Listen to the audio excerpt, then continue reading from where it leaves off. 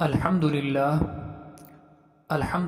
وحدہ والصلاة والسلام علی من لا نبی بعدہ اما بعد عن ابی ہریرۃ رضی اللہ عنہ ان رسول اللہ صلی اللہ علیہ وسلم قال بادروا بالاعمال فتنا كقطع اللیل المظلم يصبح الرجل مؤمنا ويمسي كافرا ويمسي مؤمنا ويصبح كافرا يبيع دينه بعرض من الدنيا او كما قال صلی اللہ علیہ وسلم۔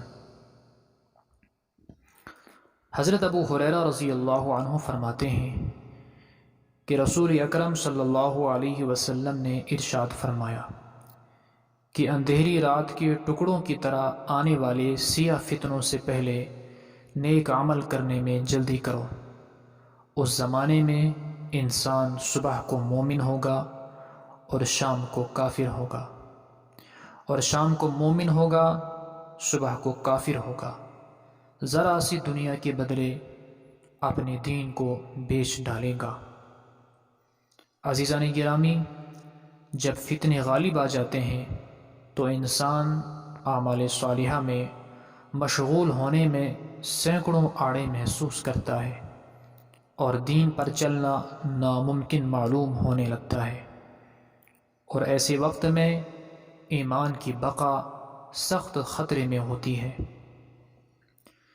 اس لیے ہادی عالم صلی اللہ علیہ وسلم نے نیک اعمال میں سبقت اور جلدی کرنے کا مشورہ دیا تاکہ رکاوٹوں کے آنے سے پہلے ہی نیک اعمال میں لگ جائیں اور ایمان کو محفوظ کر لیں کہ خدا نخواستہ فتنوں میں گر کر نیک اعمال سے نہ رہ جائیں۔ غور کیا جائے تو یہ زمانہ بڑے فتنوں کا زمانہ ہے۔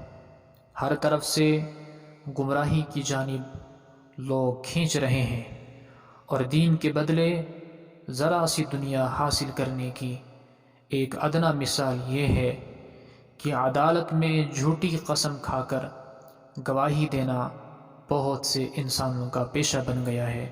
اللہ رب العزت تمام فتنوں سے پوری امت مسلمہ کی حفاظت فرمائے۔